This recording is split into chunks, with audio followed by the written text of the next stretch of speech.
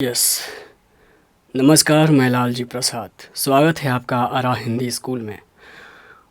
बहुत खुशी हो रही है कि आज हमारी ये तीसरी क्लास है और इससे पहले हमने 2 क्लास कर लिया है। और आज की जो क्लास है, इस क्लास में हम ये बात करेंगे कि जो हमारी हिंदी साहित्य है उसको कितने कालखंडों में विभक्त किया गया है। मैंने पिछली क्लास में आपको ये बताया था कि हम नेक्स्ट क्लास यानी आज की जो ये हमारी तीसरी क्लास है, इसमें हम पढ़ेंगे हिंदी साहित्य का काल विभाजन। और क्यों पढ़ेंगे? क्योंकि आपकी परीक्षा में 2 से 3 नंबर ऐसे प्रश्न बनते हैं जो सीधे इस क्लास से आने वाले हैं। ठीक है, तो आप इस क्लास को समझेंगे। उससे पहले अगर आप इस चैनल पर नए आए हैं तो चैनल को सब्सक्राइब कर लीजिए, क्योंकि ये channel free of cost YouTube पर आपको कंप्लीट बुक की तैयारी करवाएगी। और मैं ही खुद आपको ये 10वीं और 12वीं की जो हिंदी है उसकी कंप्लीट तैयारी करवाऊंगा। ठीक है, तो अभी तक हमारी जो 2 क्लास हो गई है उसको ज़रूर देख लीजिएगा। इस क्लास को देखने के बाद अगर मज़ा आए तो ही सब्सक्राइब करिएगा, वरना फिर आपका टाइम बर्बाद होगा, जहाँ तक मैं समझता हूँ। खैर, लेकिन मैं आपको निराश नहीं करूँगा अगर आप इस चैनल से जुड़कर तैयारी करते हैं तो, क्योंकि हम परीक्षा की दृष्टि से ही कंप्लीट तैयारी करेंगे। जैसे जैसे परीक्षा में प्रश्न आ रहे हैं, जिस तरीके के प्रश्न आ रहे हैं, हम उन्हीं प्रश्नों को यहाँ पर रखेंगे भी और देखेंगे कि कैसे प्रश्न पूछे जा रहे हैं और फिर हमें पढ़ना कैसे है कम समय में। ठीक है, आपको याद है हम 2025 की तैयारी कर रहे हैं। ठीक है, चलिए ध्यान दीजिए कि 2025 की तैयारी हम कर रहे हैं दिगंत भाग 2 की, और जिसमें आप आज इस क्लास में देखेंगे हिंदी साहित्य का काल विभाजन, जिसमें से 2 से 3 प्रश्न निश्चित है। ठीक है,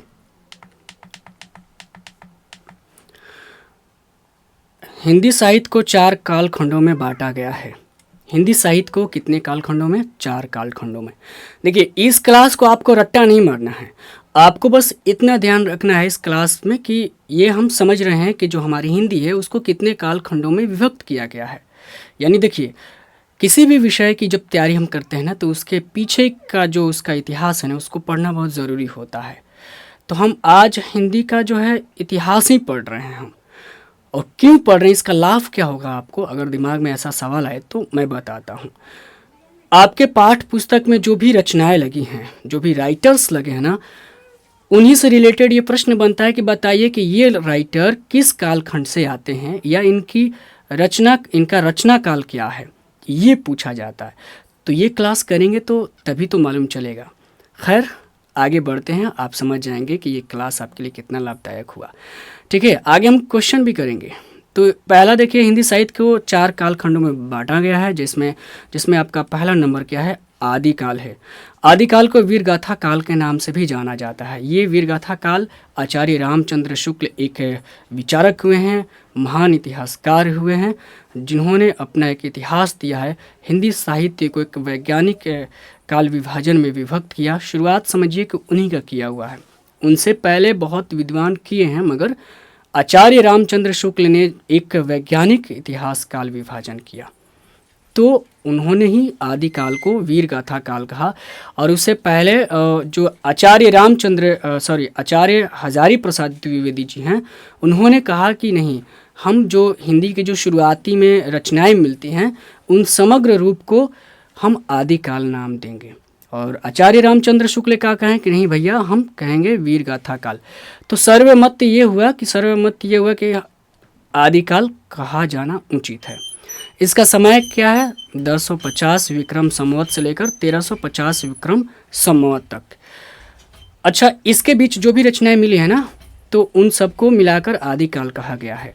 अच्छा, ये आप ध्यान दीजिए कि विक्रम संवत लिखा हुआ है। विक्रम संवत को ईस्वी में जब भी बदलेंगे ना, तो आप -57 करेंगे, इसमें करेंगे तो आपका ईस्वी में आ जाएगा। यानी ध्यान रखना है कि जब भी विक्रम संवत दे और उसको ईस्वी में बदलना हो तो ठीक है, तो 57 घटाना होता है उसमें। 2 नंबर पे है भक्ति काल, यानी दूसरा विभाजन जो किया गया है, भक्ति काल किया गया है, जिसे पूर्व मध्य काल कहते हैं।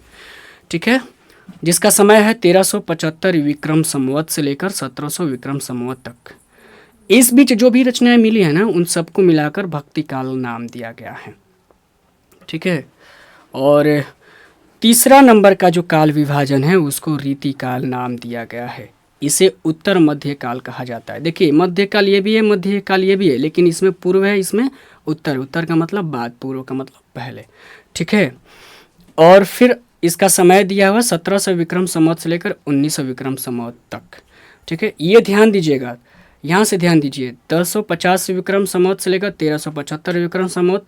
ठीक यही 1375 1700 तक चला है, फिर यही 1700 से लेकर 1900 तक का चला है। समझ गए। चौथा नंबर जो है आधुनिक काल, जो आपके लिए बहुत इम्पोर्टेंट है, और इसमें भक्ति काल और ये आधुनिक काल जो है इम्पोर्टेंट है। यहीं से सवाल आपके बनते हैं। ठीक है, तो इसी पर ज़्यादा फोकस करेंगे।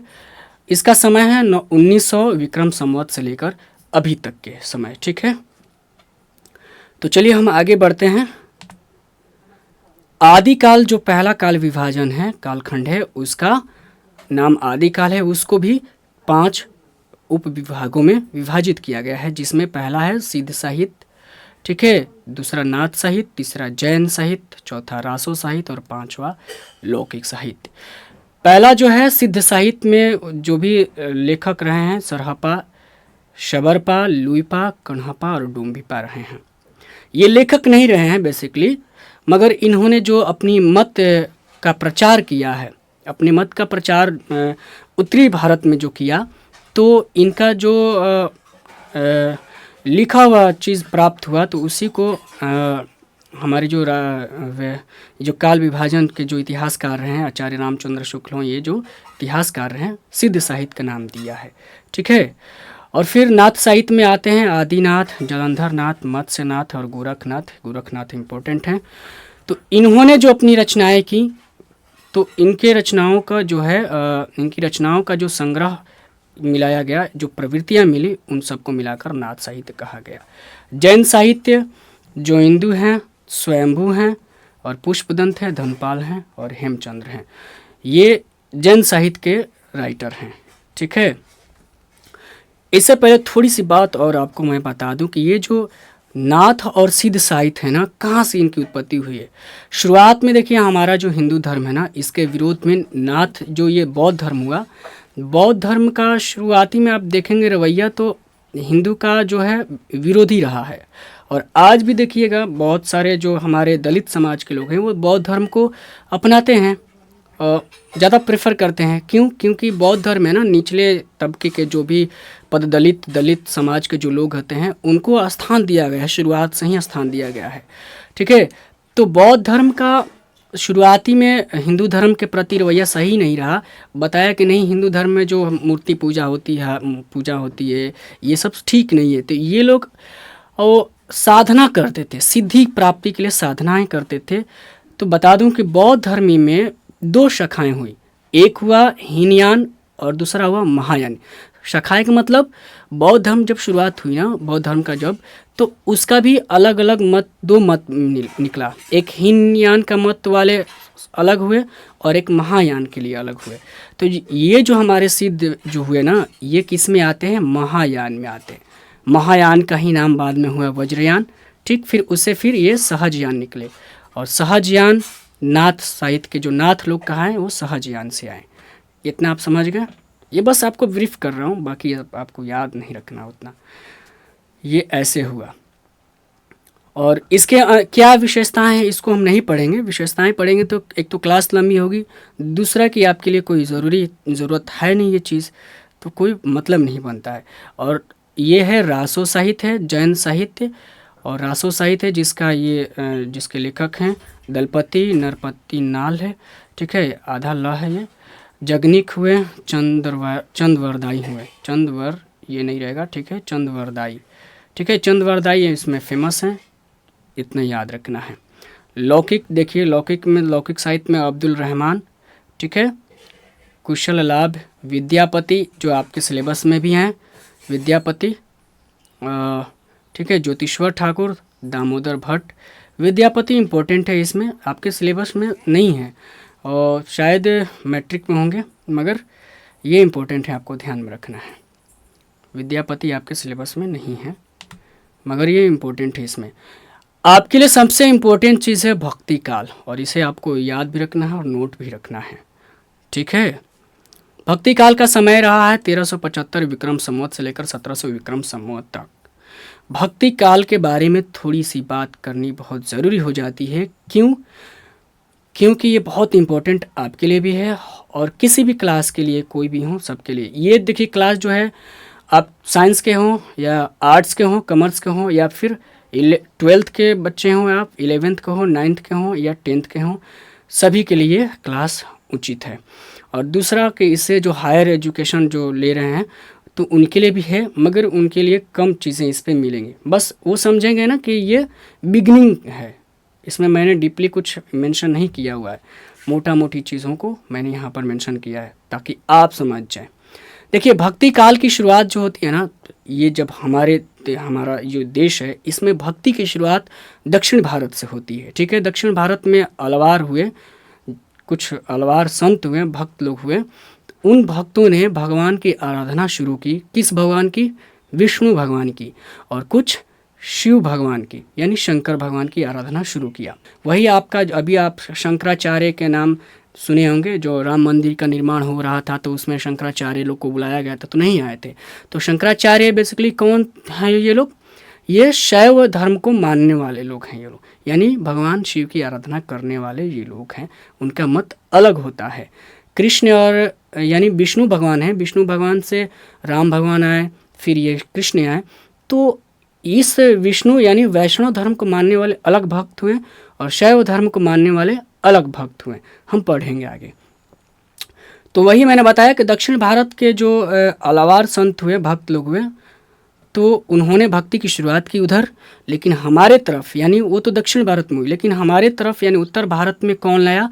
उत्तर भारत में रामानंद जो हुए। ठीक है। रामानंद हुए। रामानंद जो हुए, उन्होंने वहाँ से भक्ति को हमारे तरफ लेकर आया। ठीक है। और शंकराचार्य के अद्वैतवाद के विरोध में वैष्णव आचार्यों ने 4 मत स्थापित किया। ध्यान देने की बात है, मैंने बताया ना कि जो शैव की जो बात करते हैं ना, अद्वैत की जो बात करते हैं, तो अद्वैत वाले जो है ना, वैष्णव धर्म का थोड़ा सा विरोध कर रहे थे कि उचित नहीं मान रहे थे।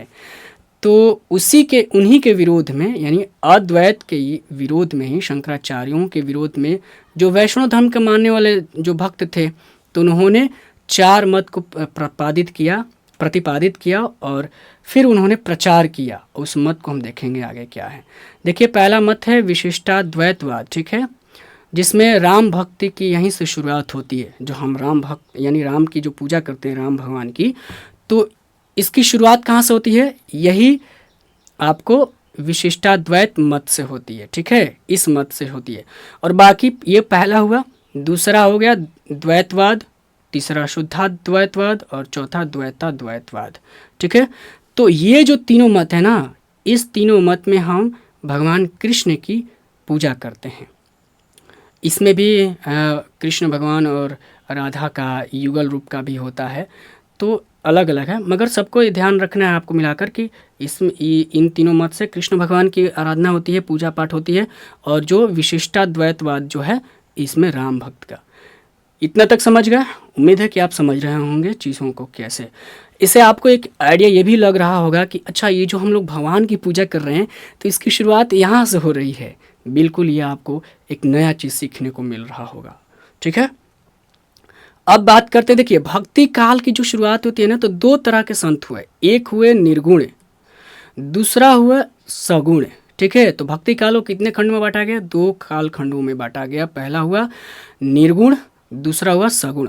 अब इस निर्गुण को भी दो काल खंडों में बांटा गया है। अच्छा, निर्गुण का मतलब होता है बिना गुण आकार का।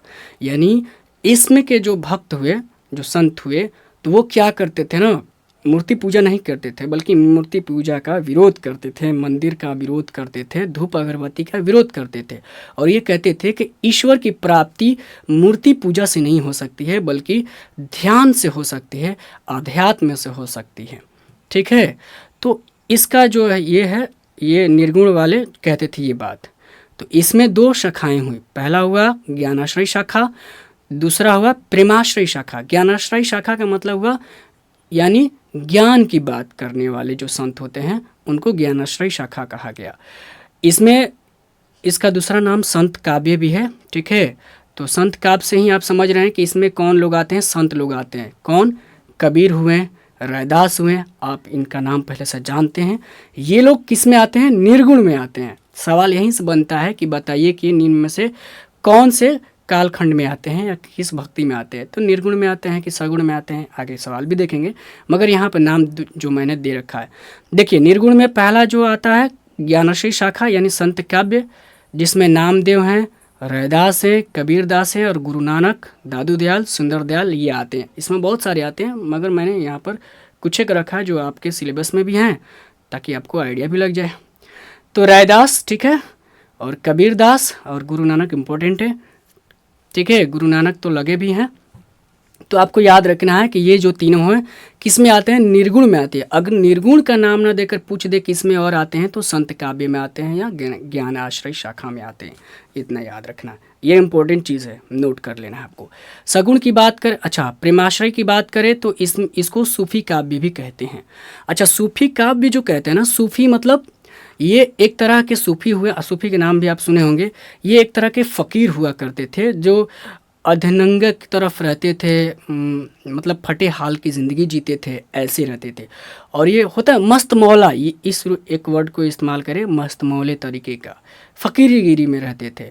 और ये भगवान की ऐसी आराधना करते थे कि ईश्वर जो है उसकी कोई रूप आकार नहीं है, बल्कि संपूर्ण सृष्टि जो है ईश्वर है, और ईश्वर इससे परे भी है और नहीं भी है। इन लोग भी अंदर 5 मत रहा, कई मत रहा, जिसमें 5 मत मुख्य रहा मत। ठीक है, और तो वही सूफी लोग सूफी लोग चूँकि अपने देश के नहीं रहे, मुसलमान जब हमारे देश में आए ना, तो उनके साथ सूफी ये काव्य हमारे देश में आया, इतना आपको समझना है। ठीक है, तो वही जिसमें मुल्ला दाऊद हुए, आपका ईश्वर दास हुए, कुतुबन हुए, जायसी हुए, मंझन हुए। ये जायसी सिलेबस में लगे हुए हैं, आपको याद रखना है किस में आते हैं। निर्गुण में भी किस शाखा में आते हैं? तो सूफी काव्य में या प्रेमाश्रय शाखा में। अच्छा, प्रेम की यहाँ बात लिखी हुई है, यहाँ ज्ञान की। तो संत जो हैं हमेशा ज्ञान की बात करते हैं, और जो सूफी जो हैं जो क्या है, प्रेम की बात करते हैं। आप देखिए ये क्या है ना कि ये जो सूफी लोग हैं ना, भगवान को किस रूप में याद करते हैं? भगवान को प्रेमिका के रूप में, यानी जो ईश्वर है ना, जो दिखाई नहीं पड़ता है, उस ईश्वर को ये प्रेमिका के रूप में अपने अंदर बसाए रहते हैं। ठीक है, इतना आपको याद रखना है। और आप गाना भी सुनेंगे तो समझ में आ जाएगा, सूफ़ी गाना जब यूट्यूब पर सर्च मारेंगे, सूफ़ी गीत मारेंगे तो समझ में आ जाएगा। ये प्रेम को ज़्यादा प्रधानता दिया है इन्होंने। ठीक है, आइए सगुण की बात करते हैं। तो इसमें सगुण में 2 शाखाएं रही बनी। पहला राम भक्त शाखा, ठीक है, दूसरा कृष्ण भक्ति शाखा। जिसमें राम भक्ति शाखा में जो हमारे जो भी राइटर्स हुए, भक्त हुए, वो राइटर्स नहीं कहना चाहिए, भक्त हुए, फिर उन्होंने अपनी जो बातें कहीं तो उस आधार पर वो लेखक कहलाए, मगर वो रहे तो भक्त। ठीक है, तो जिन्होंने राम की उपासना की, राम को लेकर जो कुछ भी रचनाएं की, लिखा, उनके लिए बहुत सारे कृतियों की रचनाएं की, तो उनको क्या कहा गया? राम भक्ति शाखा में रखा गया। जिसमें आप देखिए रामानंद जो है, इन्होंने तो भक्ति को लेकर आया दक्षिण भारत से, और फिर अनंतानंद हुए, रामानंद, ये रामानंद के चेला हुए अनंतानंद, फिर उसके बाद चेला हुए अग्रदास, फिर उसके चेला हुआ।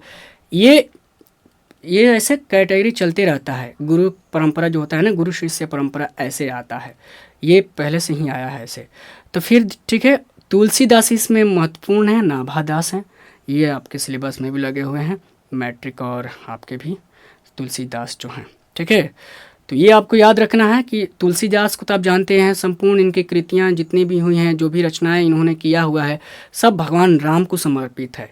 इन्होंने ही राम को स्थापित किया है काव्य के माध्यम से। ठीक है, तो ये आपको याद रखना है। आज भी हम देखते हैं रामायण मंडली में कीर्तन, राम कीर्तन होता है, तो इन्हीं की रचना की होती है कीर्तन।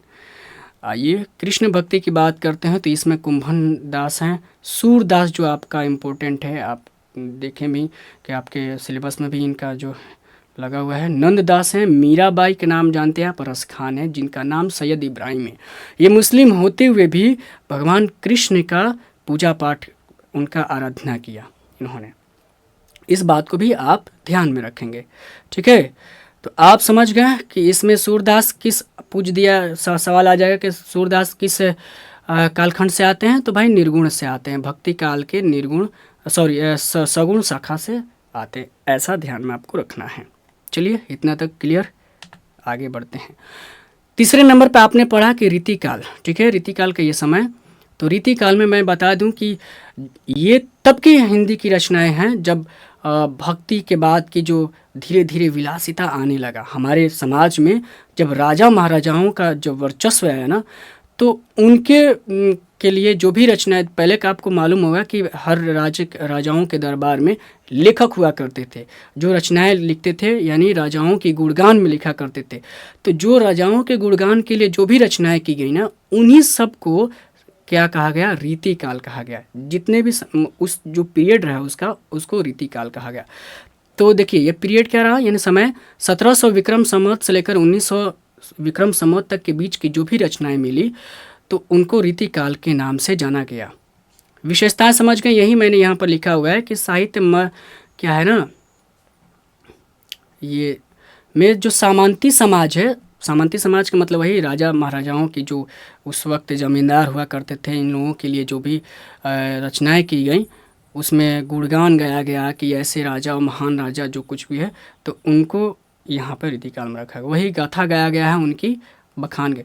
उस टाइम आम समाज में, हमारे जो समाज, ये हमारा जो समाज है, उस टाइम में आम समाज में क्या घटना घट रहा है, क्या कुछ हो रहा है, कोई मतलब नहीं था उस वक्त, ठीक है। जैसा अभी का मान लीजिए राजनेता लोग हैं, तो अभी के जो भी हमारे हिंदी के लेखक हैं, ये क्या करेंगे कि सारा ये हमारे के आज के जो राजनेता लोग हैं, नेता लोग हैं, इनके ही गुणगान करने लगे। जैसे मीडिया करती है, एक मीडिया राजाओं की जो अभी के नेता हैं इनकी गुणगान करती है, फिर दूसरी जो मीडिया, जो दूसरी पार्ट है मीडिया की, वो उसका विरोध करती है। तो पहले विरोध भी नहीं था, सब लोग गुणगान ही राजा के करते थे।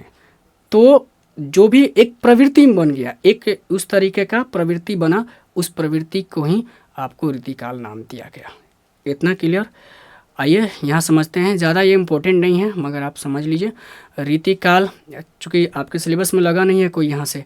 रीतिबद्ध, इसका 3 कालखंड उपखंड किया गया है। रीतिबद्ध जिसमें केशव इम्पोर्टेंट है, इन्होंने इसका सूत्रपात किया है, ठीक है। चिंतामणि, देव, भिखारी, पद्माकर और भूषण आपके सिलेबस में है, याद रखना है। तो ये पूछ भी सकता है, याद रखना एक है, कोई रीतिकाल से आते हैं। रीति सिद्ध बिहारी लाल एक ही हैं, बिहारी सत्साई, इन्होंने एक ही रचना रचा और फिर ये हमेशा के लिए अमर हो गए। रीतिमुक्त आलम घनानंद बोधा ठाकुर द्विज। ये क्या है, ये राइटर हैं, लेखक है, समझ रहे हैं ना आप, ये लेखक हैं। इनकी रचनाओं को मैंने यहाँ पर नहीं रखा है, बस आपको जानना कि ये सब, बस आपको परिचित हो जाना है कि अच्छा इस नाम के भी कोई व्यक्ति है, इतना ही तक। जब आप इन फ्यूचर में कभी भी लगे कि आप हिंदी की तैयारी करेंगे, आगे जाकर हायर एजुकेशन की तैयारी करेंगे हिंदी से रिलेटेड, तो आपको ये काम का चीज़ लगेगा, अच्छा हमने पढ़ा था, ये याद रहेगा आपको। बस इतना ही तक आपको ध्यान रखना है। आगे हम देखते हैं, ये इम्पोर्टेंट है, इसको बहुत ध्यान से देखना है आपको, यहीं से सवाल बहुत बनता है। आधुनिक काल मेन है आपका, ठीक है। रीतिकाल के बाद जो चौथा कालखंड आता है, ये आता है आपका आधुनिक काल। यानी यहाँ से हमारी हिंदी जो है परिपक्व रूप में आती है, एक विस्तृत रूप में हमारे सामने बिखर के आती है, ठीक है, जिसमें कई चीज़ें हमारे सामने आती हैं, हम इसको देखेंगे। इस आधुनिक काल को भी कई उपखंडों में बांटा गया है और ये प्रवृत्ति के आधार पर बांटा जाता है। कालखंड के मैंने यहाँ मेंशन नहीं किया कि किस आधार पर, किसी भी इतिहास को कि कालखंड किस आधार पर बांटा जाता है, तो बहुत सारे 3-4 ऐसे पॉइंट हैं जिसको ध्यान में रखकर कालखंड किया जाता है। मगर उधर नहीं जाना है, यहाँ पर ध्यान देना है कि पहला क्या है, भारतेंदु युग है। भारतेंदु युग आधुनिक काल में पहला जो कालखंड किया गया भारतेंदु युग का किया गया। दूसरा जो किया गया द्विवेदी युग, तीसरा छायावाद, चौथा प्रगतिवाद, पांचवा प्रयोगवाद, फिर नई कविता, फिर साठोत्तरी कविता, फिर समकालीन कविता, ठीक है। ये जो अभी बात करूँ मैं, क्या बात करूँ मैं भाई, ये भी ध्यान रखना है। ये जो मैं बात कर रहा हूँ ना, काव्य की वर्गीकरण की बात कर रहा हूँ। आधुनिक काल में, आधुनिक जो काल है ना, इसमें गद्य, इसमें आप ध्यान रखें, गद्य और पद्य दोनों रचनाएं बराबर होने लगी थी। पहले क्या होता था, पहले पद्य की, देखिए हिंदी की जो शुरुआत होती है ना, हिंदी की शुरुआत इससे होती है, कविता से होती है। हिंदी की शुरुआत काव्य से होती है। पहले आपका कहानी, निबंध ये सब नहीं था। ये आपका कब से शुरू हुआ, यहाँ से 1900 विक्रम संवत से शुरू होता है कहानी लिखना। कहानी भी नहीं, उसकी कहानी तो बाद में, लेकिन शुरुआत तो हो चुकी थी पहले। कहानी, निबंध शुरुआत, नाटक, निबंध, कहानी।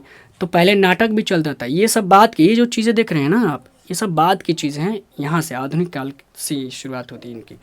पहले आपका काव्य होता था, नाटक भी होता था, तो काव्य रूप में ही होता था, यानी गीत के रूप में रहता था नाटक। ठीक है, तो पहले जो नाटक होता था, नाटक को काव्य ही कहा जाता है। अभी भी आप याद रखिएगा, नाटक किस में आता है, तो काव्य विधा में आता है। इतना ध्यान रखना, उसकी शुरुआत यहीं से होती है। ठीक है, फिर तो पहले के नाटक कैसे होता था, कविता के रूप में नाटक खेला जाता था। संवाद भी कविता के रूप में ही होता था। ठीक है, तो ये चीज़ यहाँ से है। ये तो कुछ ज़्यादा ही हो गया, लेकिन आपको मेन चीज़ ये रखना है याद कि भारतेंदु युग में कौन से राइटर आते हैं, भारतेंदु हरिश्चंद्र, और इन्हीं के नाम पे इस युग का नाम रखा गया है। बद्री नारायण प्रेमघन हो गए, प्रताप नारायण मिश्र और बालकृष्ण भट्ट, आप जानते ही हैं, आपके सिलेबस के हैं ये। तो ये याद रखना है कि पूछ देगा कि बालकृष्ण भट्ट के बताइए काल किस कालखंड में आते हैं, तो आधुनिक कालखंड में आते हैं। अगर ज़्यादा अगर पूछ देगा, अगर ये ऑप्शन नहीं देगा, पूछ देगा कि और, तो किस में, अगर ये दे देगा भारतेंदु युग, द्विवेदी युग, छायावाद या प्रगति, तो आपको याद रखना है कि भारतेंदु युग में ये आते हैं। ठीक है, यहाँ तक क्लियर। आगे देखते हैं द्विवेदी युग। गर्मी थोड़ी ज़्यादा है, चूँकि फ़ैन बंद किया हूँ मैं, तो क्या ही कर सकते हैं, आपके लिए तो बहुत कुछ किया जाना है। एक है कि अपने भाइयों के लिए कुछ देना है, और इसी जोश जुनून के साथ मैं आपको बता भी रहा हूँ। और ये उम्मीद है आप इंटरेस्ट ले रहे होंगे, मज़े से पढ़ रहे होंगे, आपको सब कुछ समझ में आ रहा, कुछ नया चीज़ देखने को मिल रहा होगा आज। और चलिए आगे देखते हैं द्विवेदी युग। इसके जो राइटर हुए, इसमें जो राइटर हुए महावीर प्रसाद द्विवेदी, और इन्हीं के नाम पर इस कालखंड का नाम क्या रखा गया है, द्विवेदी युग रखा गया है। वैसे गलत पढ़ा जाता है, द्विवेदी होता है। ठीक है, द्विवेदी नहीं होता है, द्विवेदी होता है। आप याद रखिएगा, बहुत सारे लोगों को देखा मैंने सीधे द्विवेदी पढ़ते हैं, मैं भी पढ़ता था, जब मुझे मालूम चला तो कुछ अलग है। हरिऔध हुए, ठीक है, आपको याद रखना है। बाल मुकुंद गुप्त हैं, सरदार पूर्ण सिंह हैं, और चंद्रधर गुलेरी शर्मा, ये आपके सिलेबस में उसने कहा था लहना कहानी जो है, जिसका लहना पात्र है कहानी का, आप जानती हैं। और मैथिली शरण गुप्त हैं। ठीक है, आपको ये ध्यान रखना है, ये बहुत इंपॉर्टेंट, ये जो कालखंड है ये इंपॉर्टेंट है बहुत आपके लिए, और इसको ध्यान में रखना है। आगे बात करते हैं तीसरे नंबर पर छायावाद, और इस छायावाद से प्रश्न बहुत बनता है आपका, किसी भी एग्जाम हो हिंदी का ज़रूर बनता है, जिसका देखिए इसमें राइटर आते हैं जयशंकर प्रसाद, पटना भी है, कौतूहल कुतूहल। ठीक है, एक कविता जो है आपका, वो आप जानती हैं, उसको देखना है। माखनलाल चतुर्वेदी, सूर्यकांत त्रिपाठी निराला जी हुए, ये निराला याद रखना है, पूरा नाम नहीं भी तो निराला। सुमित्रा नंदन पंत, सुभद्रा कुमारी चौहान, पुत्र वियोग जो है महादेवी वर्मा, ये आपके सिलेबस में है, हाईलाइट मैंने इसलिए कर दिया है, आपको याद रखना है कि ये भी किस कालखंड में आते हैं। ये सुभद्रा कुमारी किस कालखंड में आती हैं, तो आधुनिक में, उसमें भी किस में, छायावाद में। ठीक है, प्रगतिवाद, ये देखिए मैं इन कालखंडों को, उप कालखंडों को मैं विशेषता नहीं बता रहा हूँ। मैं क्यों नहीं बता रहा हूँ कि ये ज़रूरत नहीं है, आपको बस इतना ध्यान रखना है। ठीक है, अब छायावाद देख लिए, प्रगतिवाद देख रहे हैं चौथे नंबर पर, जिसमें केदारनाथ अग्रवाल हुए, नागार्जुन, वही बाबा नागार्जुन। ठीक है, शिव मंगल सिंह सुमन जी हुए, वासुदेव सिंह त्रिलोचन, और रांगे और राघव जो है, रांगे और राघव दिनकर जी हैं, वही रामधारी सिंह दिनकर, आपको मालूम ही होगा, अर्धनारीश्वर, जो आपको याद रखना है, ये भी आधुनिक काल में ही आते हैं। इसलिए मैं बोल रहा हूँ कि ये बहुत इंपॉर्टेंट है आपके लिए, और नोट डाउन ज़रूर कर लीजिएगा अंत में। बात करते हैं आगे प्रयोगवाद की, तो इसमें अगे आते हैं, और सबसे इम्पोर्टेंट है, ये बहुत अलग तरीके के थे, इन्होंने ही प्रयोगवाद का ये सूत्रपात किया है, प्रतिपादन किया है। अगे जी, पूरा नाम आप जानते हैं, वात्स्यायन क्या नाम है, हीरानंद वात्स्यायन अगे। ठीक है, और रामविलास शर्मा हैं, मुक्तिबोध हैं, मुक्तिबोध भी आप जानते हैं, ये आपके सिलेबस के हैं। शमशेर बहादुर सिंह, ये भी सिलेबस की हैं। धर्मवीर भारती याद रखना है, रघुवीर सहाय, कुंवर नारायण ये याद रखना है। कुंवर नारायण मैट्रिक में लगे हुए हैं, तो ये आपको याद रखना है। मैट्रिक के जो बच्चे देख रहे हैं उनको भी याद रखना है, ठीक है। ये आते हैं प्रयोगवाद में। नई कविता की बात करें तो नामवर सिंह, ये जो देखिए नई कविता प्रयोगवाद के ही राइटर नई कविता में रहे हैं, और उन्होंने ही कुछ कविताओं को जो है क्या बोलते हैं, परिष्कृत बोलते हैं उसको, सही मैं गलत बोल रहा हूँ, परिष्कृत रूप में जो कविताएं लिखी ना उन्होंने, वही राइटर लिखे और उसी को नई कविता के नाम से जानते हैं। जिसमें कुछ और नाम था तो मैंने ऐड कर दिया है। प्रभाकर माचवे आते हैं, नामवर सिंह बहुत फेमस हैं, भवानी प्रसाद मिश्र और नरेश मेहता आपको याद रखना है। और देखना है साठोत्री कविता में, और इस साठोत्री कविता को भी कई कालखंडों में उप विभागों में विभाजित किया गया है, जिसमें से बहुत सारा जो है मैंने लिखा नहीं है, जो काम का मैंने उसी को लिखा है, ठीक है। इसके उपखंड है, जिसमें समकालीन कविता एक खंड है, यही मैंने अभी बताया। तो उस समकालीन में ही से आपके बहुत सारे राइटर्स लगे हुए हैं आपके किताब में, ठीक है। जैसे जगदीश, यहाँ आप देख सकते हैं, इसमें जगदीश गुप्त हैं, दुष्यंत कुमार यहाँ से धूमिल, विनोद कुमार शुक्ल लगे हैं, अशोक वाजपेयी आपके सिलेबस में हैं, ठीक है। मलयज हैं, वीरेन डंगवाल हैं, वीरेन डंगवाल मैट्रिक में है शायद, और मंगलेश डबरवाल नहीं है, लेकिन याद रखना ज्ञानेंद्र पति आपके सिलेबस में है, उदय प्रकाश भी आपके सिलेबस में है, आलोक धनवा, अनामिका जी भी हैं आपके सिलेबस में, और मैत्री पुष्पा नहीं है, मगर याद रखना है ये महिला कवियत्री हैं लोग। यहाँ तक आप समझ गए कि ये किस कालखंड में आते हैं भाई, तो हिंदी साहित्य के आधुनिक कालखंड में आते हैं, और उसमें से भी अगर पूछ दे तो ये सब आपको याद रखना है। मैं यहाँ तक समझा दिया, थोड़ा सा सफाई कर ले मुँह की मालूम है गर्मी थोड़ी सी तो है ही, कोई नहीं। कैसा लग रहा है आपको कमेंट करके ज़रूर बताइए, मज़ा आ रहा है कि नहीं, कुछ नया सीख रहे हैं कि नहीं, ये बताइए। और आगे के लिए भी उत्साह बढ़ाइए कि मैं आपके लिए और कुछ लिख कर रहा हूँ। देखिए ये सब बनाने में लिखने में बहुत मेहनत करना पड़ता है मेरे दोस्त, क्योंकि ये सब कभी प्रैक्टिस में नहीं रहा है, और ये इन चीज़ों को लिखने में कितना समय जाता है आप खुद समझ सकते हैं। तो आइए आगे देखते हैं, ठीक है। आगे हम देखते हैं इसमें फिर आपका आधुनिक काल में ही आपका एक फिर जो हमने अभी बात किया वो क्या किया, गद्य से बात किया, पद्य से बात किया, यानी कविता की जो दृष्टि है ना उस दृष्टि से बात किया। आधुनिक काल में हमने बताया था ना पहले कि दो उसका विभाजन है, एक गद्य और एक पद्य। तो अभी हमने पद्य पढ़ लिया, अभी क्या पढ़ेंगे, अब पढ़ेंगे हम गद्य के बारे में, गद्य वर्गीकरण, जिसमें नाटक, मैंने बताया ना कि शुरुआत जो भी है ना यहीं से हुआ है, आधुनिक काल से ही आज जो कुछ भी हम पढ़ रहे हैं। फिर उपन्यास आया, कहानी आया, निबंध आया, आलोचना आया, कथेतर गद्य में क्या क्या आता है यहाँ पे मैंने नोट किया हुआ है।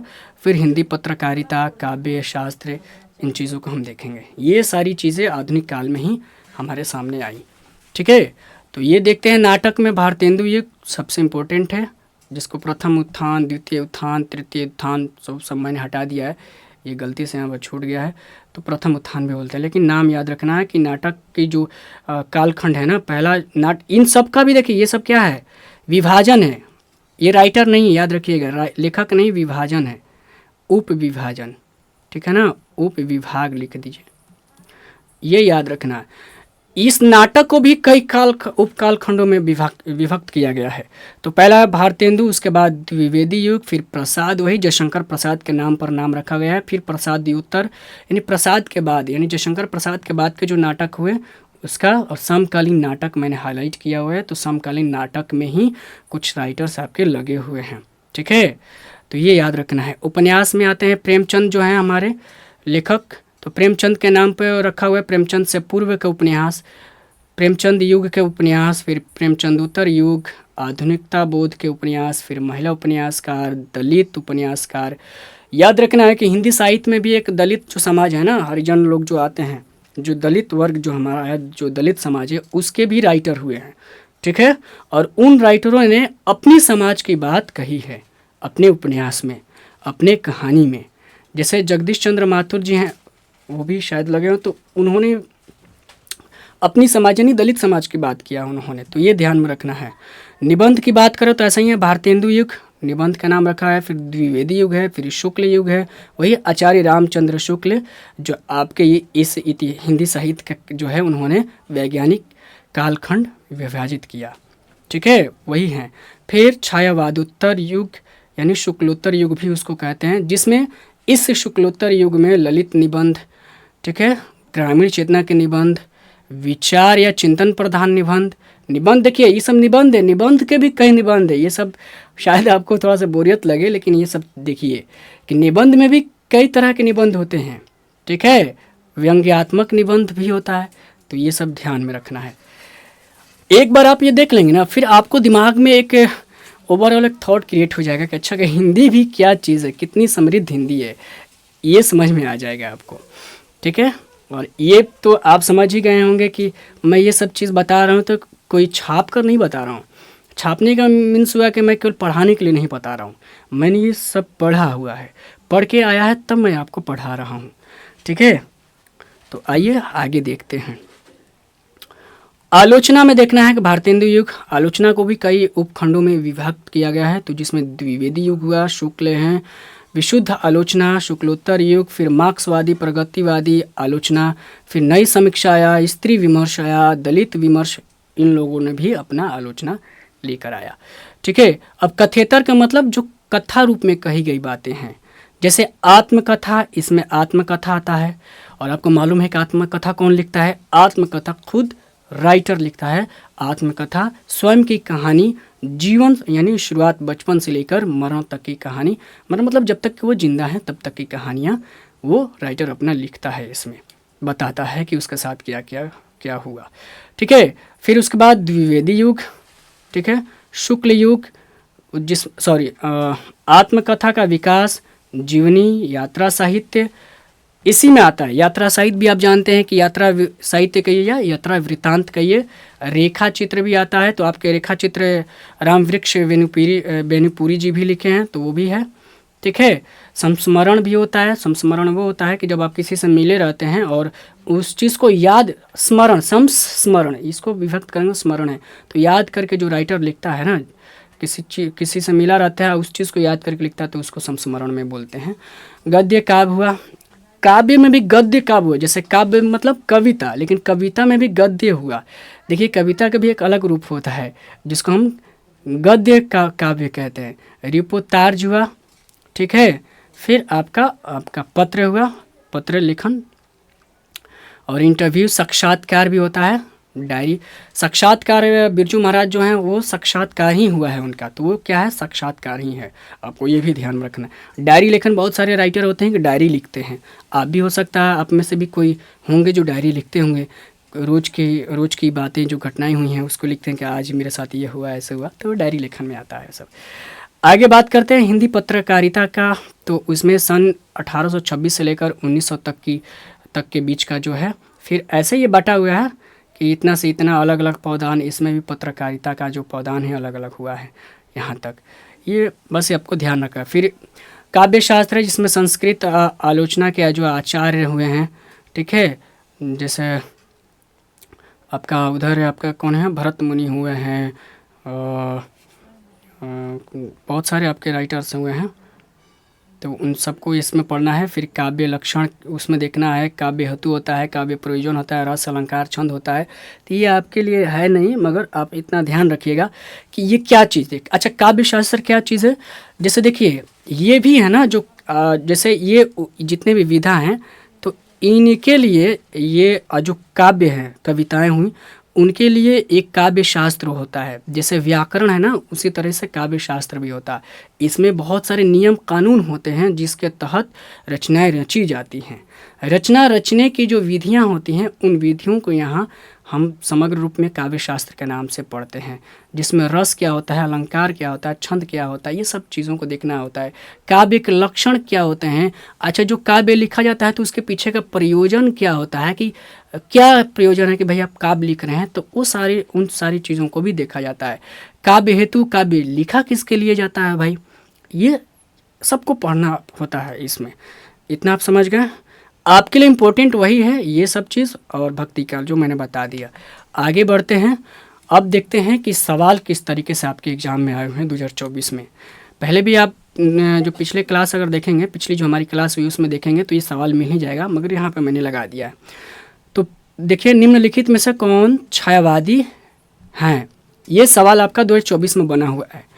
तो छायावादी कौन है? भूषण या जयशंकर प्रसाद या विनोद कुमार शुक्ल या नाभा दास। छायावाद में आप देखेंगे कि जिसमें पेड़ पौधे प्राकृतिक, छायावाद में एक वर्ड याद रखिए कि छायावाद में प्रकृति का जो हमारे बीच में जो हमारी प्रकृति है, इसकी जो सौंदर्य बोध है, इसकी चर्चा छायावाद में की जाती है। ठीक है, जीव जंतु जानवर की इसमें बातें कही जाती है छायावाद के रूप में। बस इतना मोटा मोटी याद रखना है इसकी विशेषता, बाकी विशेषताएं तो बहुत सारी हैं। तो ये देखिए, इसमें आप पढ़े हैं अभी, जयशंकर प्रसाद पढ़ चुके हैं पीछे कि ये छायावादी राइटर हैं। ठीक है, ये आपको मालूम चल गया। बाकी दूसरा भूषण को आप जान गए कि किस में आते हैं, रीतिकाल में आते हैं। विनोद कुमार शुक्ल किस में आते हैं, समकालीन में आते हैं। ये आपको ध्यान में रखना है। नाभा दास किस में आते हैं, नाभा दास किस में आते हैं, भक्ति में आते हैं। वो भी किस में, सगुण भक्ति में आते हैं। नाभा दास किस में आते हैं, सगुण भक्ति में। वो भी किस में आते हैं, राम की, राम जो है ना, राम शाखा, राम भक्ति शाखा में आते हैं। ये याद रखना है। अब ये देखते हैं यहाँ पर ध्यान देंगे, चिंतामणि किस काल के कवि हैं। इस तरीके से प्रश्न पूछ रहा है कि किस काल के। देखिए, कालखंड पूछे, काल पूछे, ऐसे। तो देखिए, पहले तो ये पहले ही काल दे दिया था छायावाद के कौन है। अब पूछ रहा है कि अब काल पूछ रहा है वही। तो कवि पूछ रहे हैं कौन से हैं, चिंतामणि के बारे में पूछा था। चिंतामणि के बारे में हमने पढ़ा कि कौन से है, वो न आदिकाल के हैं, भक्ति के हैं या रीति के हैं। तो आधुनिक के नहीं, आप जानते हैं कि चिंतामणि रीतिकाल के हैं। और रीतिकाल में भी किस में के हैं, रीतिबद्ध के हैं। ठीक है, अब नेक्स्ट देखते हैं। नेक्स्ट में तीसरे नंबर पर प्रश्न जो है आपका, ये आपका तीसरे नंबर का प्रश्न पूछा कि निम्नलिखित में से कौन कवि जो हैं सगुण भक्ति धारा के हैं। तो सगुण भक्ति धारा में आते हैं कौन से, जायसी आते हैं कि कबीर आते हैं, फिर सूरदास या कुतुबन। इसमें से आपको देखना है। तो अभी आपने क्या पढ़ा, पूछ क्या रहा है, सगुण की बात पूछ रहा है। तो सगुण में आते हैं सूरदास। सगुण क्या, वही मतलब हुआ जिसका गुण प्रत्यक्ष हो, रूप मालूम चले। यानी सगुण भक्ति में, भक्ति धारा में भगवान की मूर्ति की, जो भगवान की मूर्ति होती है उसकी पूजा की जाती है। यानी मूर्त रूप में ईश्वर जो है उसकी मूर्त रूप की पूजा करना ही सगुण भक्ति धारा कहलाता है। ठीक है, सगुण भक्ति कहलाता है। इतना आप समझ गए। और निर्गुण यानी जिसका कोई गुण नहीं है, कोई आकार नहीं है, अध्यात्म रूप ध्यान धर के अंतर मन में भगवान को याद किया जाता है, वही आप समझिए कि निर्गुण भक्ति कहलाता है। जिसमें निर्गुण भक्ति में कौन हुए, और आपका जायसी हुए। निर्गुण में भी कौन हुए, प्रेमाश्रय शाखा का हुए, यानी प्रेम काव्य के ये जैसे हुए। और कबीर किसके हुए, कबीर किसके हुए, आपको मालूम है कि कबीर क्या है, संत हैं। और जायसी क्या है, सूफी हैं। सूफी, सूफी दीर्घ ही होगा, सूफी है, संत हैं। तो संत, कबीर संत है। तो संत लोग क्या बात करते हैं, ज्ञान की बात करते हैं। और ये हमेशा ये लोग संत लोग क्या है, मूर्ति पूजा में विश्वास नहीं करते हैं। इसलिए कबीर देखेंगे, कबीर के दोहों में देखेंगे तो क्या किया इन्होंने, मूर्ति पूजा का इन्होंने विरोध किया हुआ है।